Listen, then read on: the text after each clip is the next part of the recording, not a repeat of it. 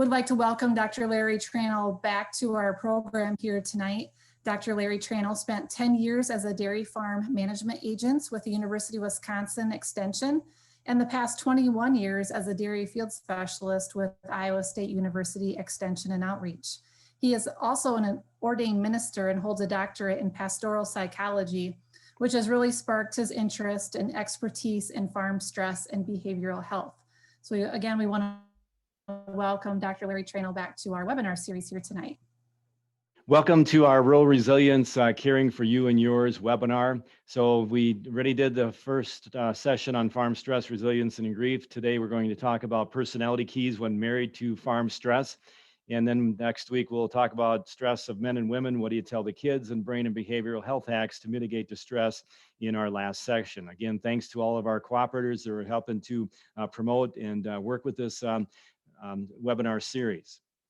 So tonight we're going to talk about personality keys. We're really going to harp on personalities, sometimes male and female differences, and the whole concept of just what this stress is as we're married to farm stress. When we take a look at our wedding days, we think about all the blessings and, sometimes we have this mindset that we're too blessed to be stressed, and the virtues of gratitude that we have for our spouses and for our life on the farm. We marry for better or for worse and living happily ever after. And so we have all these expectations and these goals in our minds when we first get married, and then life happens to us. Kids start coming, the farm and the family life, they definitely change over time and often to a great extent.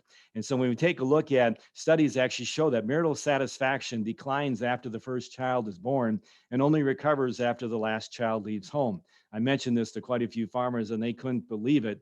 And sometimes I have kind of questioned believing in myself as I get older and the kids start leaving the home. I think maybe they could be right, even though I really enjoyed raising the kids and the life on the farm as well.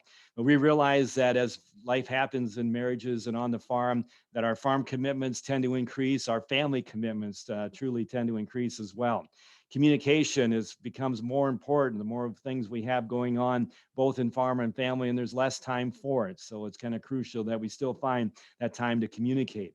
And our commitments to just understanding what's going on, our commitments to patience with our spouse and to our children, the resiliency that we develop over time as we mature, the values that we have in our marriages and within the farm, and just the value of love itself. So looking back after the future, most couples would tend to say that satisfaction of their choice to farm was actually quite good, and that gain was worth the pain no matter how stressful it is. But we all have moments, we all have different meanings and different memories that we accrue in that life. So we have moments of joy and sorrow. We have self-growth that happens with this, a family bonding, the part of the community that we are, and the memories of the love that we shared, the work that we shared, and the play that we shared as well.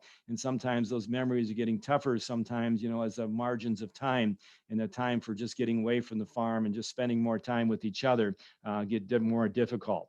So the realities of farm families, I'm going to have just mentioned that portions of this are adapted from Dr. Ron Hansen, University of Nebraska, Lincoln, who as a young extension agent, I heard his talk several different times, and he's really kind of inspired my career. And so I've kind of worked with quite a few of these things because we realize that the realities of farm families can be some pretty electrifying experience. And I also need to kind of thank Tranel Family Farms and Organic Valley for sharing some of the pictures that I'm going to use during this piece of it.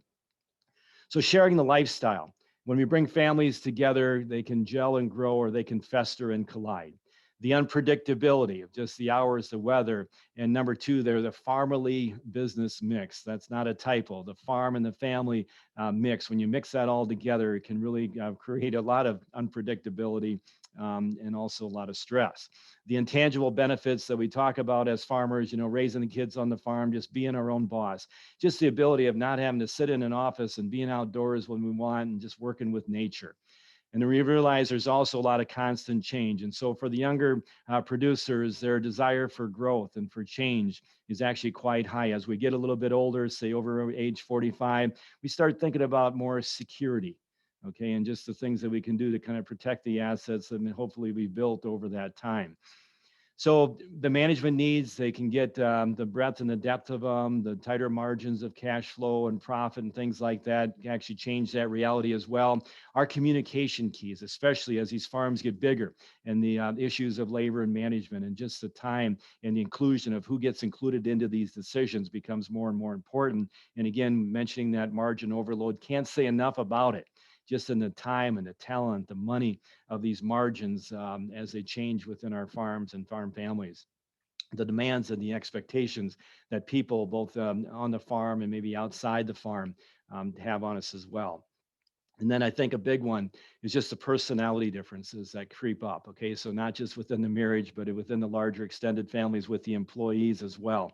And those preferences of how we do things, and just the needs for coping of how we try to recharge our batteries if we have to step outside of our style for long periods of time. So I tend to say that all families have their moments or they are not normal. And I say that not just tongue in cheek, they are not normal because we all tend to have our moments within our families and on the farm. So constructive arguments, the differences of values of information, they can build stronger families. We need to respect and value each other members' feelings and realize when somebody says something or somebody does something, there's reasons behind the actions, there's reasons behind the words. So we might not agree, but value and respect is undoubtedly in order. So since all the parents grew up in the worst of times, and I always, this is our younger generation on Trainell Family Farms. So my son's there in the middle, his cousins that he farms with. We recognize the gigantic contribution of the older generation. Again, their time to, to work. If something goes awry, they don't have as much work time left. If something goes bad, when we're younger, we've got time, we've got our work life that we can kind of recover from some losses, but we need to respect that older generation. We realize that the work ethic and the spending habits of the different generations are hugely different. Okay, so what a lot of us that grew up with our parents that actually grew up through the recession, okay, we tend to be a little tighter with our money. The newer generation, not quite so tight. Okay, so those generational differences in spending habits are huge. So we also need to respect and view, and this one we don't take lightly, the needs of the daughter-in-law, the sisters-in-law. Here we actually have the cousins-in-law because a lot of these spouses came into this operation.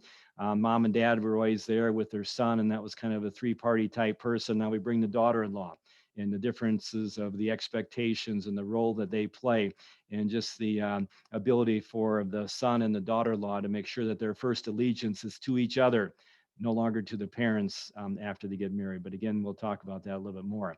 So when we take a look at family meetings, there's some families that have a difficult time even coming together to meet. Okay, so can we constructively talk and commit ourselves to solving issues and solving problems? And those differences without yelling, without screaming, without fighting, again, difficult for some families to do that. Can we listen to and respect each other's viewpoints? So when we take a look at seeing what's best, and so I just love this picture of just let's look at a different set of eyes.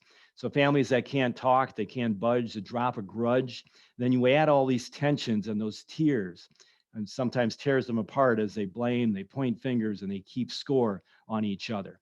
So we have these wedges that are driven, and they only go so far before they tend to split in time.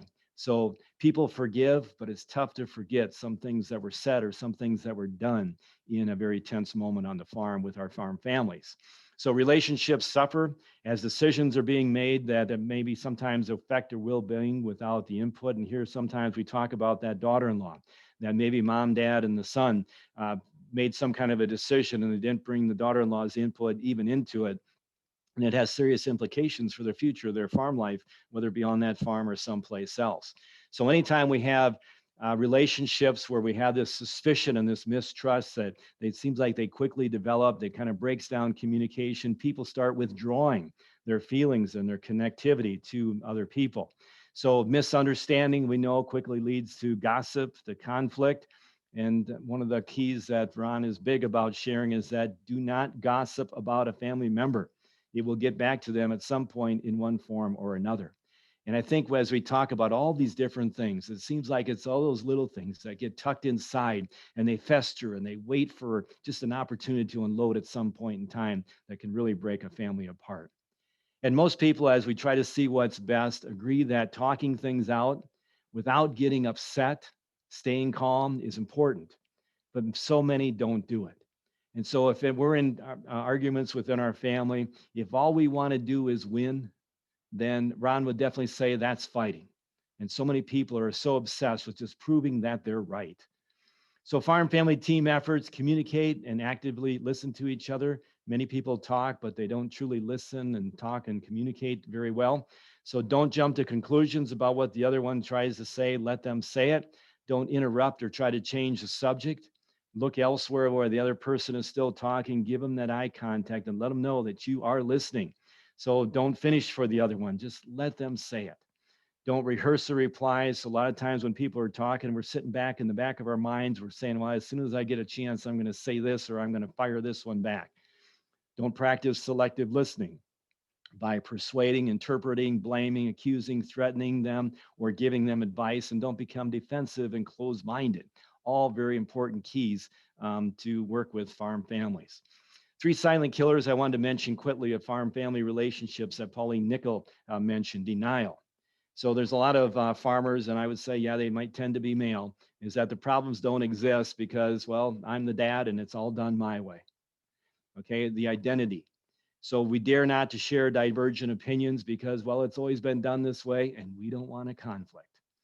And when we talk about family, and just think about the statistics that 90% of the farm wives feel that their husbands are more loyal to their farm than to themselves. Okay, so that's just kind of a thing. I think it's extremely important in these relationships because we need to ask ourselves, is that farm subordinated to family relationships? Is it an equal partner, or does it go vice versa? So we realize that a lot of men are very tied emotionally to these farms, a lot of women very emotionally tied to their homes. But it's sometimes those emotional ties that can both bind us together more closely, but they can also blind us into not seeing something else that needs to happen within our family life or within our farm life. So the host of family situations, farm operations, every member has various goals. They've got these ideas, they've got their lifestyle desires, their work expectations that they want to deal with. But bottom line, as Ron would emphasize here, that everyone's important, everyone's respected, and everyone is valued.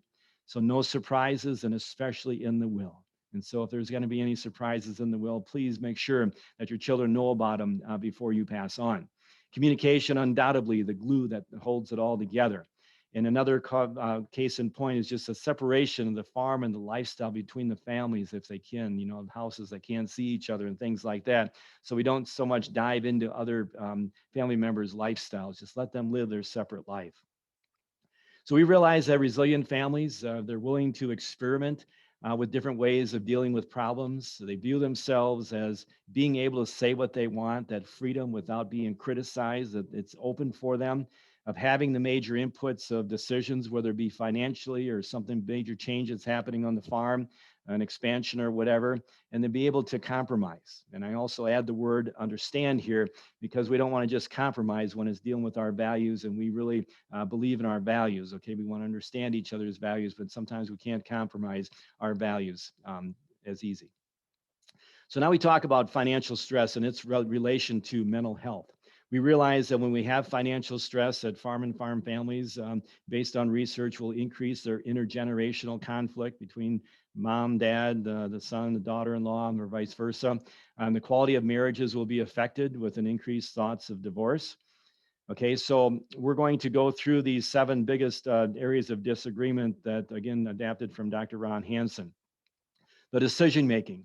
So who makes the decisions on that farm? And again, who is included? Okay, extremely important because a lot of times if mom and dad make some kind of decision, it affects the son and the daughter-in-law, and they're not even included in these decisions. It's kind of a very difficult time. And again, I say when there's issues from the son and the daughter-in-law's perspective, if that's the way it's happening in this operation, just as an example, is that they need to go in unison. That's kind of their allegiance one to the other and say, this is what we need from you, mom and dad, and kind of do it together because, again, that first allegiance for that son is with his spouse. So new ideas for change. Is change threatening for the better? Okay, so again, it's kind of a younger generation versus older generation type thing, is that the younger generation maybe just got back from college, wants to make all these changes on the farm, gives dad a 40-page printout about what they should do, all these things. Maybe dad's not so computer literate, doesn't understand what's all going on financially with it or what they want to do, but is change threatening or is it for the better? And we realize that farms do need to change over time. But again, that older generation really likes to take a look at security at some point in time as well. So many money spending policies, who decides who spends what. Okay, we all hear the stories where mom just found out that there was a $40,000 tractor purchase that day that she might not have been aware of, or maybe the daughter-in-law finds that out. So again, who those many spending policies to have those budgets and to make sure the generations and the spouses are talking about who spends what. Time off, vacations, policies. Again, huge differences in the generations about the time they want off, how far they want to go. The son was always here, before they got married, never took very many vacations. And now they're married and every year they want to go to Mexico or to go to some kind of resort. And I milked for 30 years straight without a day off. If I can do it, why can't my son do it? Okay, so just simple priorities that are generational differences on those farms. The family and business goals, again, that loyalty to the farm versus the spouse. Again, where are those goals? Again, write those things down, what we have, talk about them amongst you as a family. And managing farm employees. One of the worst things for a farm employee to actually have to do is that one brother tells them to do this, another brother tells them to do this, and you got a third brother out there that's telling them to do this. Which boss do they listen to? Okay, so when you take a look at farm couple or just farm generations, do you have a model of two people working together that can usually get along? Do you have a model of four? If you tend to have a model of three, there seems like there's always an odd one out, just kind of as a caution. And again, what are those roles of the spouses? Okay, could be the husband, could be the wife, because sometimes the farmer is actually the female partner and the husband might be working off the farm. But what are their expectations in working with the farms, especially as they're getting in multi-generations or multi-families with a series of brothers that might be working together? But bottom line, who makes the decision is undoubtedly the ultimate one of them all. So we're going to go into a few thoughts about men and women and how they're different. Okay, so when we take a look at personality difference, there's also male and female differences. I will tend to say that the personality differences are probably more important, but they're more alike than they are different in personality, men and women are. But those personality differences can cause some major strain and some major stress, but it magnifies the differences more than the alikes, if that makes sense. So let's talk about this male and this female. Where's the interest? So women tend to be more interested in people. Okay, it's not for everybody, but it's a tendency. And men tend to be more interested in things. So you talk about feelings on one side and thought on the other side. Who wants to do more of the care type stuff? Who wants to take more risk? Okay, so again, they're more alike than they are different, but these differences do show. Men tend to be the provider, the protector, the performer, tend to have a brain that's more systematic versus women that tend to be nice, nurturing, life-giving, okay, and more empathetic in that thought process. So based on some of the some marriage counselors that I work with, men tend to like to be desired and they tend to like to be respected. Women tend to want to be loved. And there's a big difference between those couple of thought processes. So where's the conflict? So I'm going to go through a few scenarios as we build on here, and I want you to kind of a salt and pepper type conversation. So I want to take it with a grain of salt here, but I want to pepper it up a little bit as well. But where's the conflict? Okay, so women and cats will do as their intuition and their emotions please. Men and dogs should just relax and get used to the idea. Again, but take it with a grain of salt. So where's the conflict? It's often personality, even more so than male-female differences. So all relationships we realize have conflict. So couples that never argue are probably not challenging their relationship growth very much at all. So it's estimated that about 95% of the conflict comes from the way that people prefer to do things. It's their personality, it's there, okay, not from the task or the issues that's involved in the conflict, from Dr. Larry B. Swain. So personalities cause conflict because other people do not do things the way that we prefer them to do it. So to cope with this, people try to stuff others into our mold of how things should be done. So when we take a look at, is that conflict due to these four things? Is it due to personalities? Then let's do what we can to try to understand personalities and try to use that knowledge to improve our relationships. Is it due to expectations? So how do we evaluate what those expectations are? Is it due to information? If it is, we can usually try to find the facts to settle that one. Or is it due to differences in values? And when it's differences in values, again, we can't compromise our own, but we do need to learn how to respect other people's values. So when we take a look at all this conflict, we're just going to throw in a brain hack of how do you brain hack all this negativity. So we're not arguing, we are just bonding our relationship. That's what we're doing when we're arguing. So when you take a look at the personality box, some of the more important things I think are just when people take a look at, are they an introvert or are they an extrovert? So the introverts, if you look at stats of just all over the internet of, there might be 25%, even up to 51% of the population. I tend to say they're probably about a third of the population in my own thought process. The extroverts from 49% to 75%, so they tend to be about 2/3 of them in general. If you take a look at remote rural areas, I would tend to say it's kind of a reverse. You probably tend to have more of the introverts out there, especially if they're male in the rural areas. They might be married to a extroverted spouse, but basically the extroverts might be a lot lower out there. So when you take a look at the introverts, they tend to use single phrases versus multiple sentences when they speak. They tend to be more inward and reserved versus the extroverts that are more outward and social. They have fewer but closer friends, and the extroverts tend to say that they have a lot of friends, but it's also by definition. So anybody that I met at a party the night before, we would list them as our friends versus the introverts might list somebody as a friend if they've known them for the last 10 years or they grew up with them and just somebody that's a real deep, dear friend. Okay, so it's a difference in definition. The aloneness on the introvert side is a very important piece because they recharge their batteries. If they're out stepping outside and they have to be with people all day, they need to be alone just to recharge their battery. And that is a very important piece for the introverts.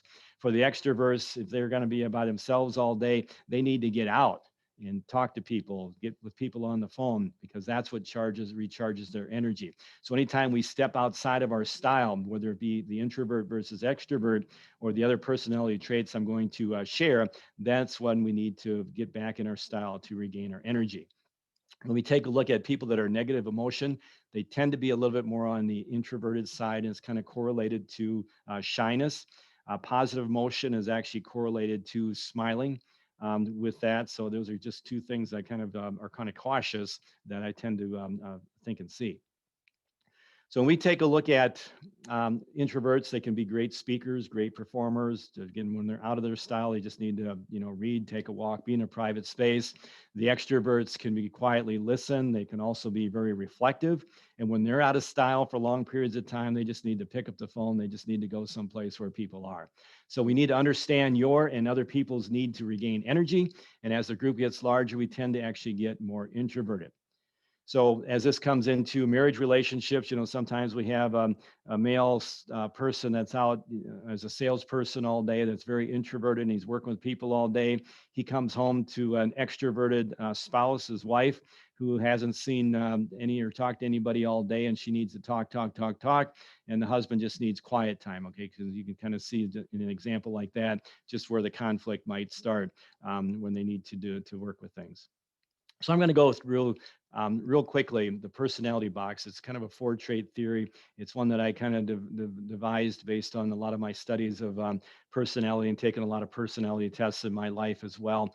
And when we take a look at the first one is kind of the feeler. Okay, so you think about the emotions, the blueness. They might get a little blue, a little depressed, but they also have positive emotion as well. The orderer, and just as we try to put things in order in our life. The thinker, maybe the engineering type person that's always thinking about this, that, or the other thing. And the doer that just pretty impulsive, wants to take a lot of risk and things like that. So those are kind of the 4 quadrants that we're going to talk about. And we just won this trip to Hawaii. So how are these 4 people going to think about this trip that they just won? So you can kind of think about the serenity, the peacefulness, the romanticism that the feeler might tend to feel. The order is going to start getting down on their computer and make sure everything's got it in a certain box, and make sure we're going to get all the tickets purchased and all this thing, and everything's going to be a nice little order for this trip. The thinker is going to start thinking about how they can get do this, that, or the other thing. The doer is going to be looking at this could be a nice little risk taker type thing. So the feeler is going to emotionalize, think of great week of quiet, campfires, read a book in the great outdoors, romantic, just us. The order is going to start thinking, hey, I got to organize this trip, figure out how to hit every attraction and do it all within a week. The thinker is going to kind of question, well, should we even go? Where can we get a manual on how to get the most of a trip like this? And the doer is going to just say, wow, without thinking, just a lot of impulse. We can make some friends, take some risk, play games, have fun doing stuff, just getting to know people there. So these are kind of the four that I would tend to throw out there that are pretty common. So we all have 1 to 2 go-to traits. Okay, so I'm pretty high on the feeler, but my second one's the order. So I've got this split brain that's people got to get along, but I've got to get things done as well. Other people that might know me as I put a lot of my spreadsheets and things like that together on the financial side, they might think I'm a thinker, or other people that have seen me, ride a lot of motorcycle, take a lot of risks, public speaking, playing basketball, they might think that I'm a doer. Okay, but I'm actually a feeler and orderer as we take a look at it. And I kind of mentioned a few of those things because what irritates other people about you may be your strength that's taken way too far out of balance. Okay, so as a feeler, maybe I'm too emotional, or as the ordinary, everything's got to be exactly done at this point in time, or the thinker that just keeps thinking, doesn't get anything done, or the doer that just doesn't make any plans for anything and just goes. Okay, so when we take a look at anxiety and depression, we could just imagine that our feeler type people probably exhibit or experience that the most. When we take a look at our orders, I'd say maybe OCD, high blood pressure might be some of the issues that might affect them. For the thinkers, they're kind of like the Einstein. And some people, thought Einstein wasn't very smart, but when people would ask him a question, he was starting to try to analyze, there's 10,000 ways that I could answer this question based on all these variables. Okay, but again, think. Do they truly get things done? So the doers are kind of ADHD. Sometimes when we take a look at that kind of a thought process, the life insurance, their prison, and maybe they're actually trying to say that they have ADHD, but no, maybe that's just their personality type.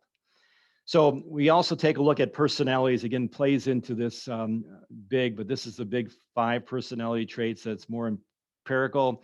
They tend to have more research behind them, a little more difficult to understand. So the personality box I tend to use in a lot of my farm sessions just because it's something that people can take home with them. Very practical. They can remember it. And it actually has a lot of usefulness to them as well. So openness, and each one of these 5 traits actually has 2 aspects, so we're a total of 10. So for the openness, we have experience and intellect. Women would tend to actually have higher levels of openness to experience, okay, versus the intellect. Conscientiousness, industriousness, and orderliness. So the orderliness is bold, and so women actually tend to have higher levels of orderliness. Okay, we think of our big bookkeepers and our office managers, things that really keep a lot of order around the office and around the home as well. The extroversion is kind of like the enthusiasm. Women tend to have more enthusiasm, positive emotion. I would tend to say than what men do, and their assertiveness is a little bit on the lower side. But again, when you start taking a look at this extroversion isn't the exact same thing as an introvert extrovert, but there's a few other things that are kind of involved with it as well. The neuroticism, or the agreeableness, women would tend to be more compassion, tend to have more politeness as well. Okay, they tend to be that more feeler, that more emotional type person, and also with the neuroticism, with volatility and withdrawal. And so bottom line, when we take a look at some of the differences, is that positive emotion is the extroverted type person. Negative emotion tends to be the more neurotic type person. And when you take a look at the difference between positive emotion and negative emotion, we might label that self-esteem. When you take a look at the more caring type people that tend to have the higher levels of compassion and politeness, when you take a look at IQ, the intellect is not the same as IQ. But when you take a look at that conscientiousness and just that openness, that desire to learn and do things, there would probably be a higher levels of intellect with it as well. So when we take a look at those 5, I'm also going to just go through this openness and intellect, the industriousness, the orderliness, and you can see in each of those aspects of where the men are not bolded, the women are actually bolded. The enthusiasm, so positive emotion versus the negative emotion, the compassion and politeness, women are actually higher in both of those. Women are also higher in both volatility and withdrawal. So as we take a look at personality styles, and if I take a look at the sum of all of them, it's really not a huge difference. It's more in those breakdown of the traits where we can actually see a difference in men and women. So we take a look at agreeableness. If somebody was actually going to come onto a chart and they would score that high on agreeableness, okay, I'd have about a 60% chance saying that that person was actually female, okay, just by guessing. And with neuroticism, if that person was low on neuroticism, I would actually have about a 60% chance of guessing right that that person was actually male. And so if I had that actually high on the neuroticism and also high on the agreeableness, and I could actually take both of those traits, I would be right about 67% of the time by guessing that that person's actually a female. So we can definitely pick up some male female differences in these personalities, but again, they're more alike than they are different. So again, where is the difference? Okay, so people that are more interested in people are more agreeable than people that are interested in things who are more disagreeable. So men tend to have a higher, a flatter IQ, but they have a wider spectrum. So this isn't the exact spectrum. It's just a picture of the possibility is that there tends to be more men on the lower side and more men on the higher side. But on average, the IQ of men and women tends not to be that much difference. Women tend to have more verbal intelligence. Men tend to have more spatial intelligence. Men tend to like high risk, high return type games. But again, bottom line is they're more alike than they are differences. So we're going to go through some of these differences. And again, we're going to try to pepper up the conversation a little bit, but I just ask you to take it with a grain of salt because we're trying to attempt a little humor with this as well. So men's skulls are actually thicker than women's. They're more into conquering conversation more than having a conversation itself. Women want men just to listen and not figure out the problems. We've all probably seen that thing on the internet where the woman has this nail in her head and she's complaining about a headache and the husband wants to try to help her with it, but she just wants him to listen. Okay, but that's part of the issue. So men say nothing, but they really need something. Women tend to need and read the nonverbals. And they do that quite well because of those emotional ties, the empathetic type skills that they have. Women have better immune systems. They do better in stress conditions health wise. More boys are born, but more girls make it past the age of 1.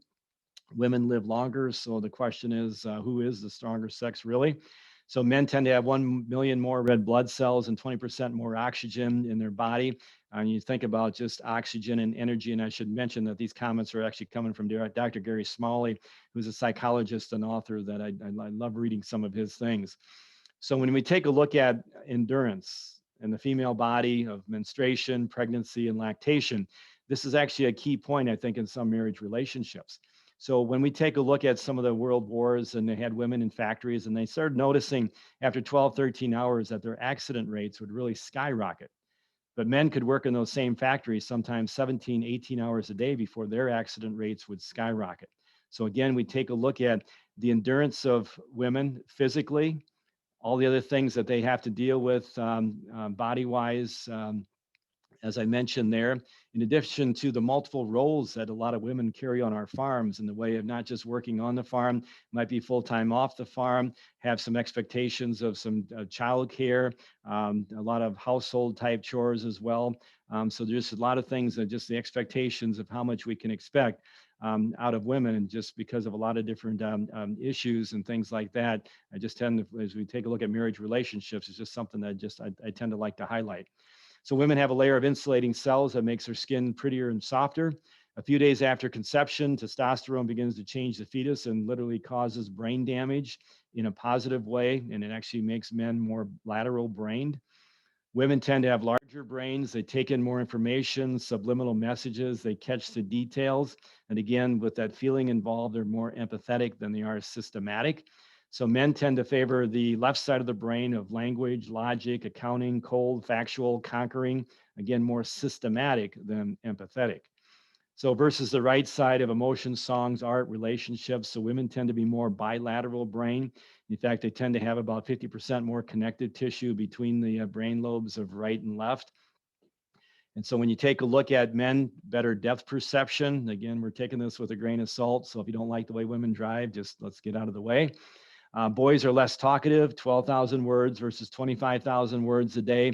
So when you take a look at young boys, they tend to start making sounds. And maybe this is kind of a nature versus nurture thing as well. But girls start forming words. They tend to form words faster than boys. So it's one thing to work on young boys for reading.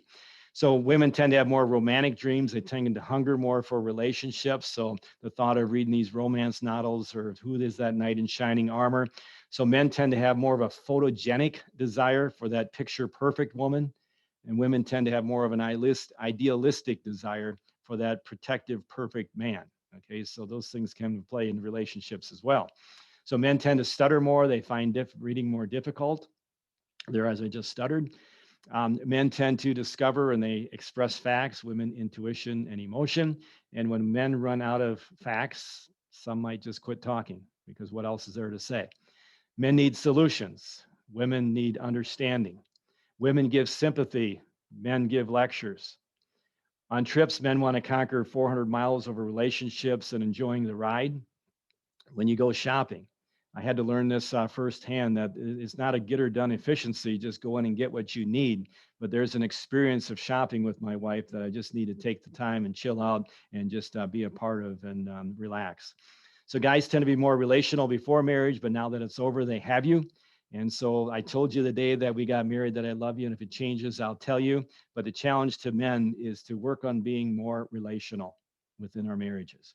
Men are more objective and competitive, and sometimes I question that competitiveness after coaching girls basketball for a lot of years. I've seen a lot of very competitive young ladies get out on the court. Systematic, aggressive. So women more personal, emotional, empathetic. So for women, the challenge is how can we work on being less negative emotions? So you tend to have more positive emotion and also more negative emotion. And sometimes those negative emotions override those positive emotions. So how can we as women try to be less negative emotion? So if you're watching a football game, the guys are going to be more like stick 'em versus let's get to know the players and who they're married to and things like that. Men tend to be more compartmentalized in their brains. Just think of their brains as boxes. Okay, so there's a box for the spouse, and there's a box for the bedroom, and there's a box for the farm, and there's a box for the mother-in-law, there's a box for this, and there's a box for that. And one of the keys that I'm going to just show a little bit of a website where you can go and kind of watch this video of this guy, and just the boxes don't touch. And so men tend to be more one-track type minds. Okay, so if you want to talk about this, you need to kind of help them close this box and then open up this box. Where versus women sometimes think of their brains as just a bunch of barbed wire that's just all mangled up and it's electrified. And this part's touched to that part and that part's touching that part. Everything's so interconnected. Okay, so this is A Tale of Two Brains. It's a reality and a comedy of just the male and female brain at its finest, I think. So you can find it on laughyourway.com. And Mark just does a great job and in just kind of a humoristic way of detailing the difference between the men and the women's brains. Men's brains, women's brains. We will begin with the man's brains. Now, ladies, men's brains are made up of little boxes. We have a box for everything. We compartmentalize life. It's what we do. We have a box for the house. We have a box for the job. We have a box for the kids. We have a box for the money. We have a box for you. We have a box for your mother somewhere in the basement. And the rule is very simple, ladies. The boxes do not touch. When a man discusses a particular subject, he goes to the appropriate box. He slides it out. He opens it up. He will freely discuss the contents of that particular box. And when he's finished, he will fold it up and stick it away, being ever so careful not to touch nor disturb any of the other boxes. Because the boxes do not touch.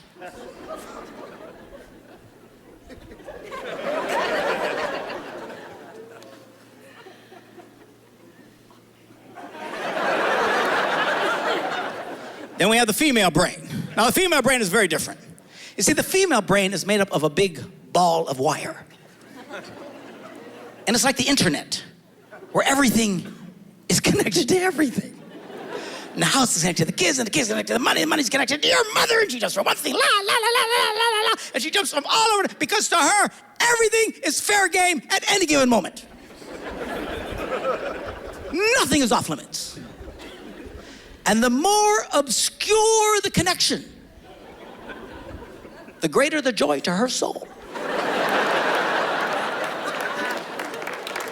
And she jumps from one thing to the other. La, la, la, la, la, la, la, la, la, la, la. Of course, her poor husband's listening to her going,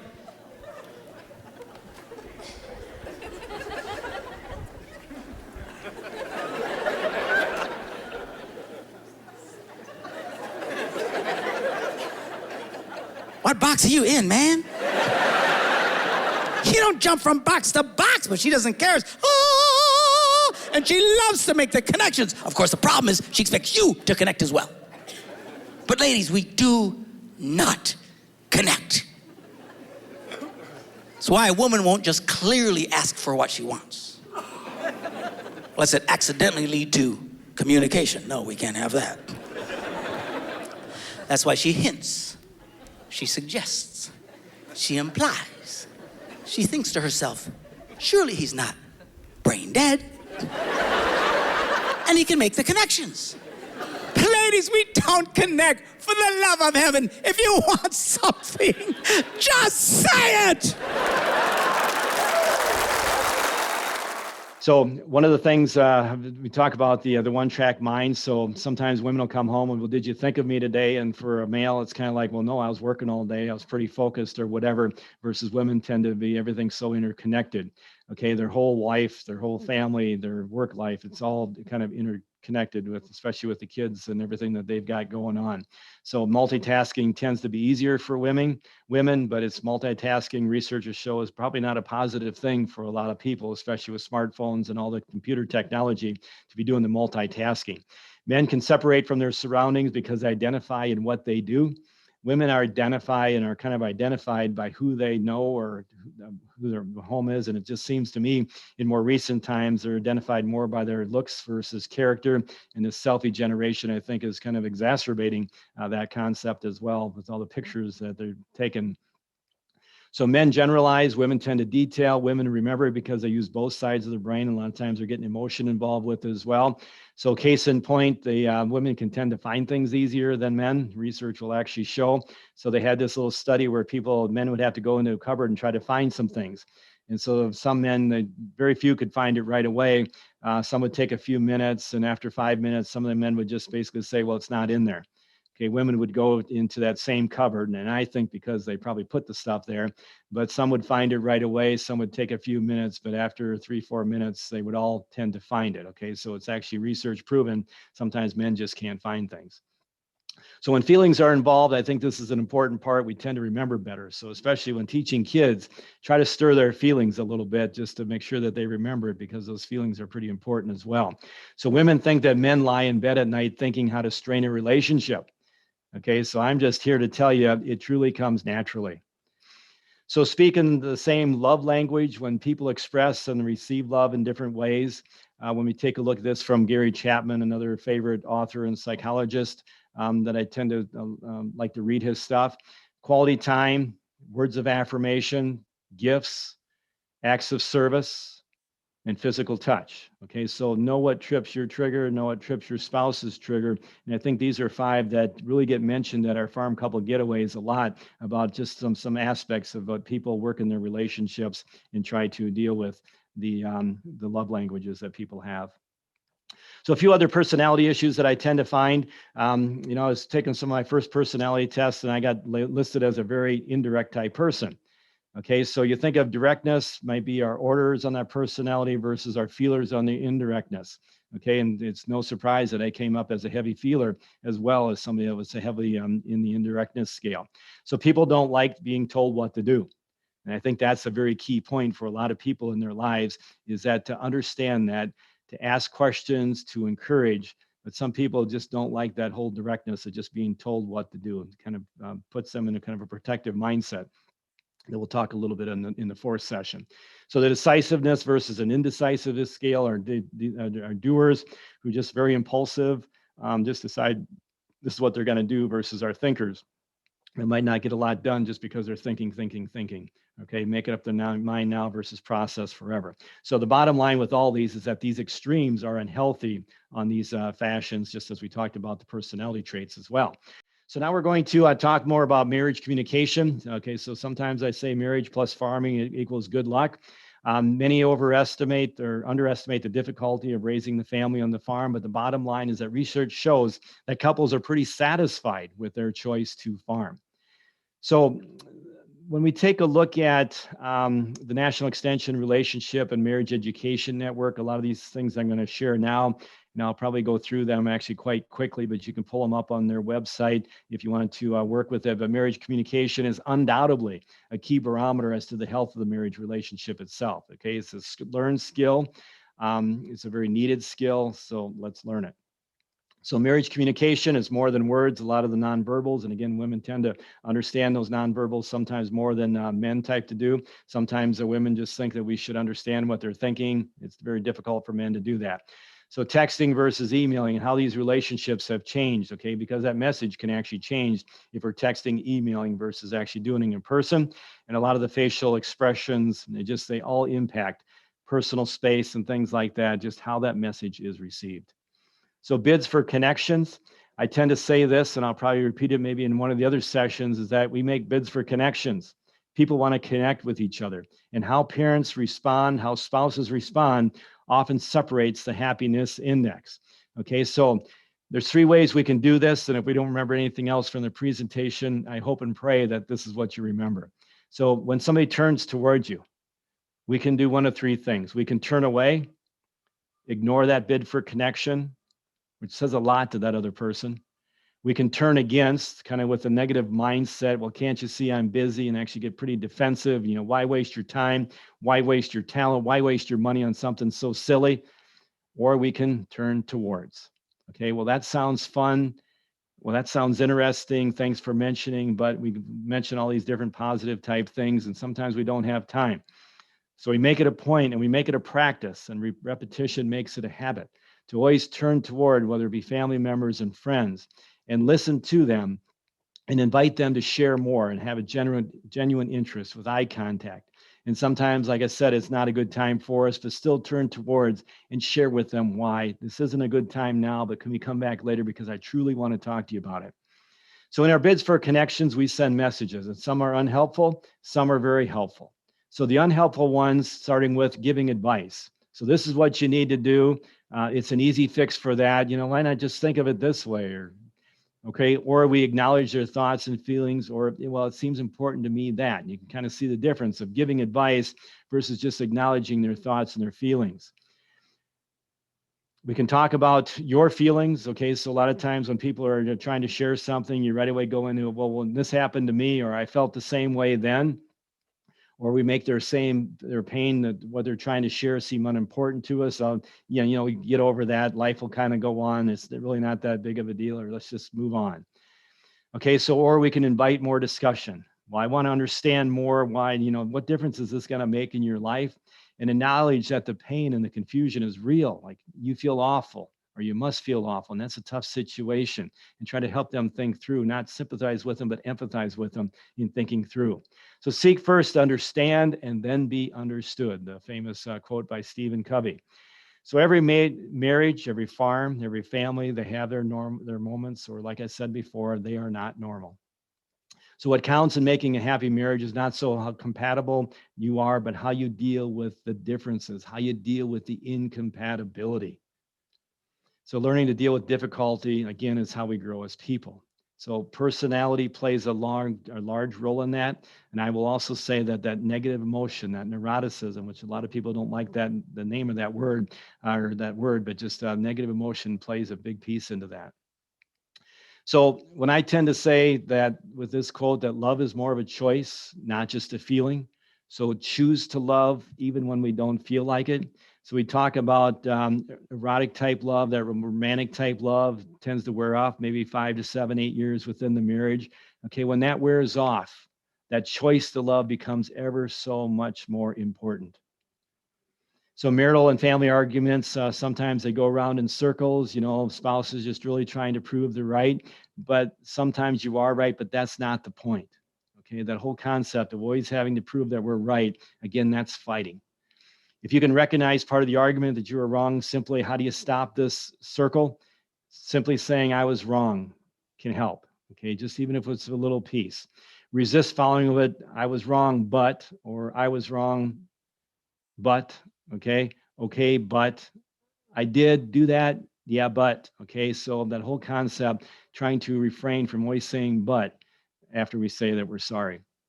Avoid the trigger words of you always and you never, because that always turns conversations into fights. Okay, so we're even taking digs at people.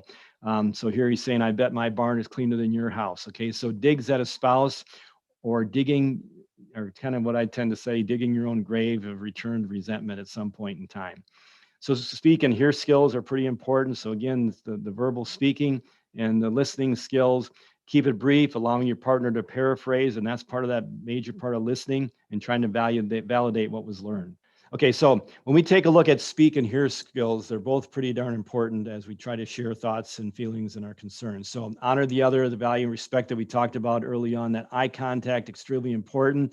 Again, not focusing on your response. The accurate empathy about trying to understand and try to imagine how the other person is feeling and respecting their feelings as being valid, whether we agree with them or not, those are valid feelings because they're their feelings. Allow for a difference of opinions, and even if we don't agree, how do we listen without judgment, sharing how we feel unless we're asked. And repeat to confirm that this is what I heard you say, I think you wish, or it sounds like. Those are all pretty important skills to learn. So some conversations need a timeout or do-over, just need to hit the brakes when some things were said or done, and we just need to stop it. So can we tackle this together, accepting our differences and respect? I need to calm down. I said something I shouldn't. Can we just think about this for about 5 minutes? I need to write some things down or come back and can we talk about it then? So the first skill for husbands to learn, again, kind of tongue in cheek, put a little salt with it, is to learn that I'm sorry, but it goes both ways. Can you forgive me? Let me try that again. I didn't think of that way. Let's start over. How do we get these relationships, these conflicts to yes? That I do see what you mean. Can we compromise here? Agree to disagree, because a lot of the relationships never get to yes, that we agreed on this or that just because we're so caught up in the difficulty and the argument itself. So we need to stop action sometimes, because when we stop action, people, we're in this protective mindset, this primitive brain sometimes, versus our prefrontal cortex, which is our higher thinking mind. And arguing puts us back there. It's only making it worse. So can we take a time out, get our prefrontal cortex going? Can we write these feelings in a letter and just kind of move on and try to get the understanding going that way? So I appreciate what's best for, we both want what's best. This isn't your fault. I see your point. One thing that I tend to say a lot is that your partner, your spouse, will teach you more about yourself than you ever really want to know or even want to deal with. Okay, but that's how we mature as people, by having somebody that we love that actually helps us grow in our own lives as well.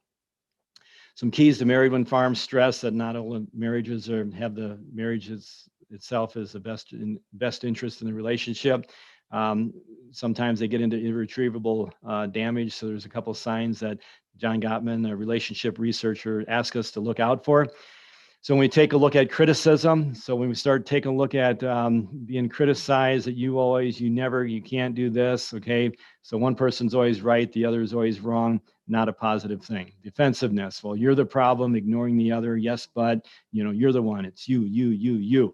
Contempt, when we start name calling, doing the eye rolling, hostile humor, sarcasm, mockery, just is very poisonous for relationships. And the stonewalling, and surprisingly, this is 85% of the time it's a male strategy, but just that stonewalling that conveys disapproval. We just distance ourselves, disconnect, we don't say anything or mumble, we just remove ourselves physically from the situation and we just kind of stonewall it. So top 10 skills to communicate to each other. Again, appreciation. And I wish I knew the author of this, but I don't. Forgiveness, I'm sorry, let's work it out. Listening, I hear you saying. Validation, you make sense to me because. Expressing empathy, I imagine you must feel. Desires, I would like this, what would you like? And again, I'm going to pick on women here a little bit, that they can sometimes expect their husbands just to know what they're thinking and what they're feeling. We're not that smart, and we don't have that empathy to actually try to figure that out sometimes. Gratitude, thank you for this. Most are not mind readers, and the exact same thing that I just mentioned. Would you please do this? Responsibility, and it is our responsibility as spouses, as partners, to share ideas and feelings, that this is what I'm feeling. So it's not that I'm feeling good or I'm feeling bad. I am feeling tense. I am feeling frustrated. Okay, try to identify those feelings. And the last one is the acceptance. It goes both ways, that I forgive you. So as we increase joy in relationships, again, showing genuine interest and concern, again, that eye contact and that focus on our spouses versus always multitasking, doing other things, having you working on your computer or your smartphone when a spouse is trying to talk to you. Be affectionate, empathetic, and that tender touch goes a long way. It increases the oxytocin load as that physical touch happens as well. Be appreciative. It's just an attitude of gratitude. Be accepting yet disciplined in tolerance. share your joy. And I think that's one thing. Sometimes we get so caught up in these negative emotions and our protective mindset of all these things that are going on our farm that we just sometimes forget to share and be mindful of those simple joys in life and share them, because it's a very easy way to overcome our sorrows. And then joke around. Okay, don't be afraid to laugh and have a sense of humor, and don't take things too personally. But again, at the same time, we don't want to dig at the spouse, each other as well. So I've gone through a lot with this session, but hopefully as we take a look at personalities and some of the male and female differences, which I tend to say are probably not quite as important as the personalities, and trying to have a sense of humor as we talk about it as well, and just some of those communication skills and a lot of the things that I shared from Dr. Ron Hansen as well. So I just kind of want to put that all in perspective as we close out the session. And again, I want to do it with a meditative prayer, caring for you and yours. So again, whoever we want to pray to, with, or for, to help me to use higher reasoning thoughts to better understand my and others' personalities, to manage concerns, conflict, and conversation when married to farm stress and family challenges, turning towards those making bids for connection, responding positively even during challenges, using both speak and hear skills with genuineness, appreciating the choice to love more than the feelings of, to propel our marriages and our farm relationships to greater success, satisfaction, and decision making, respecting the role of the family as a whole and as individuals, again, all for our greater why in life. Amen. So with that, personality keys have been married to farm stress. So hopefully you feel you're too blessed to be stressed. How do we live our lives with that virtue of gratitude, and for better or for worse, happily ever after? Thank you. Thank you very much, Larry. Like to encourage folks, if they do have questions, to go ahead and get them into the chat box. Just open it up, and at the bottom they can type their messages. We do have a couple that have come in. We'll go ahead and start with those. When you look at personality, is one better than another? Or are you just born with a certain style? Very good question. So when people talk about personalities, I mean, we would tend to say that you are born with your personalities. We have identical twins that actually have separate personalities.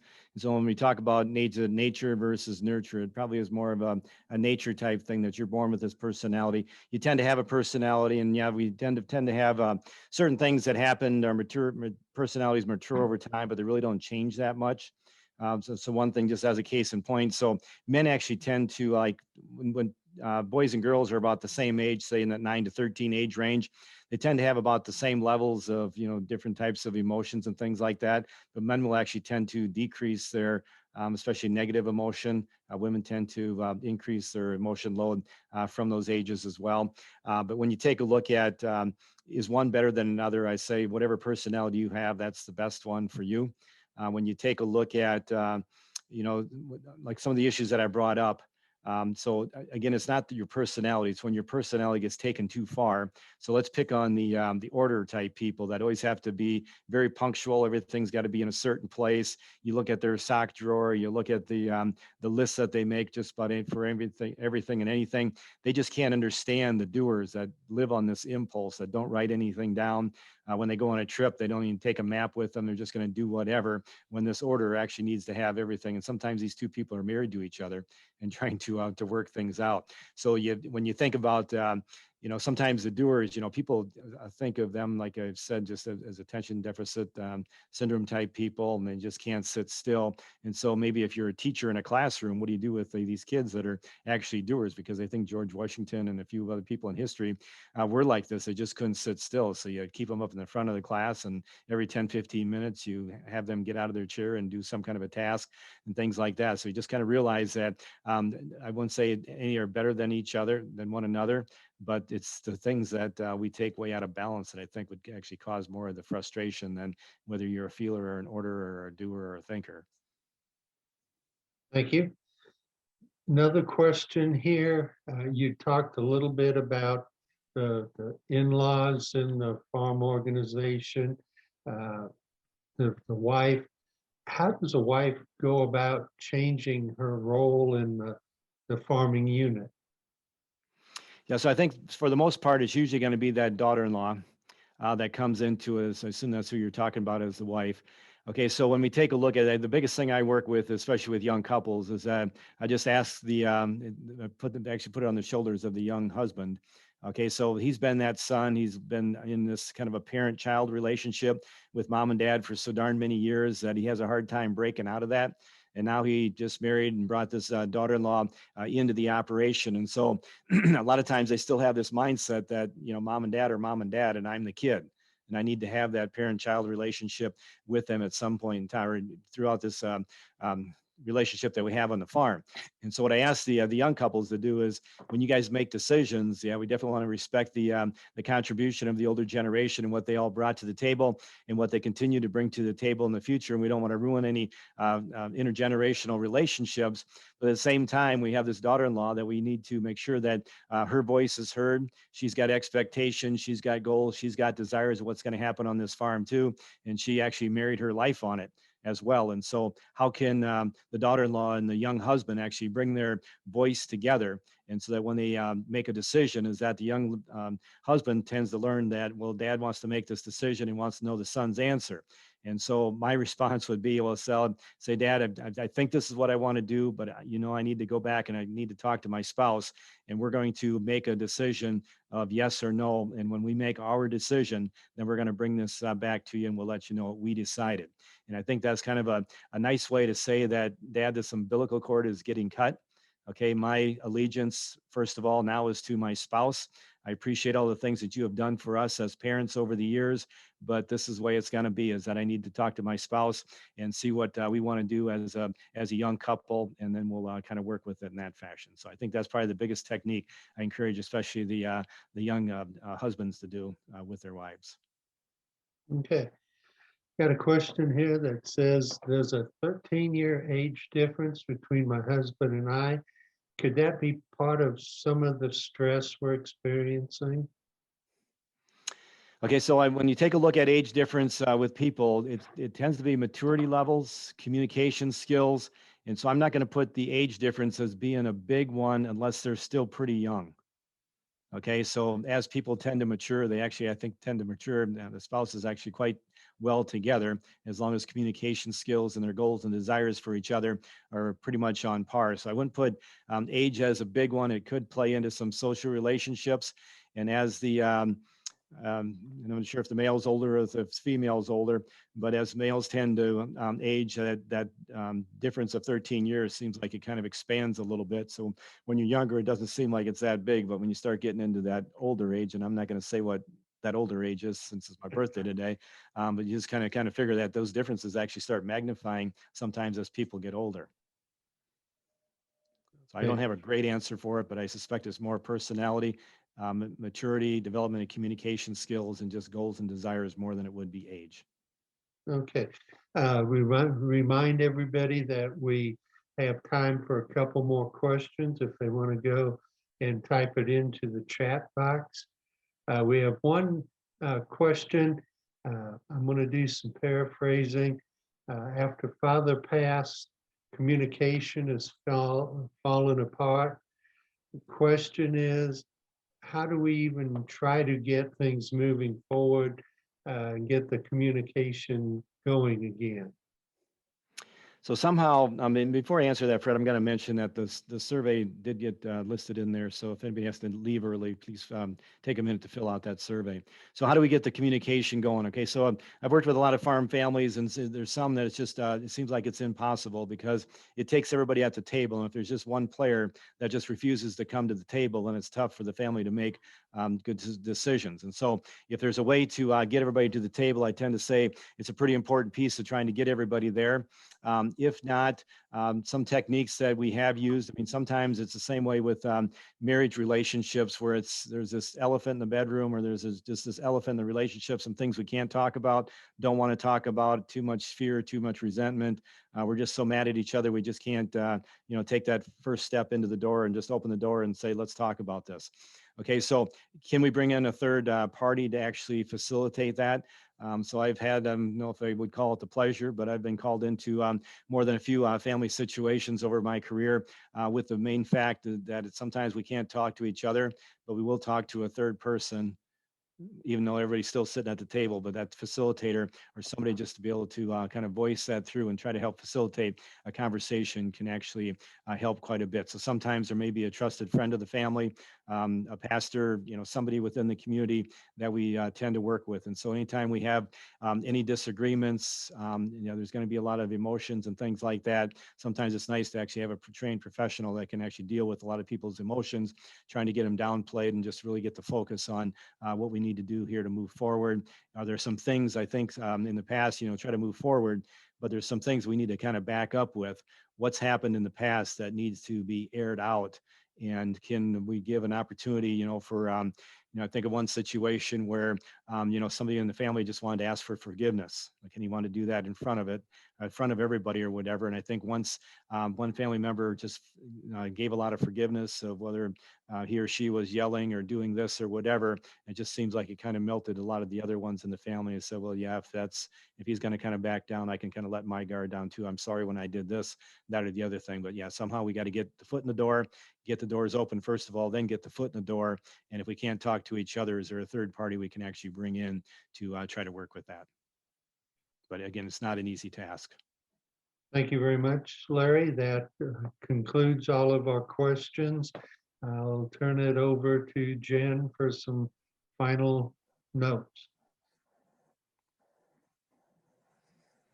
All right, thanks, Fred, and thanks, Larry, for all the good information here tonight in understanding our personalities when we're married to farm stress. I think that'll be a good lead into next week's presentation, focusing on how we deal with that stress and differences of men, women, and bringing children into the mix as well. So we will be here again next Tuesday night again, and hope you can join us again at 7:30, same link, same time.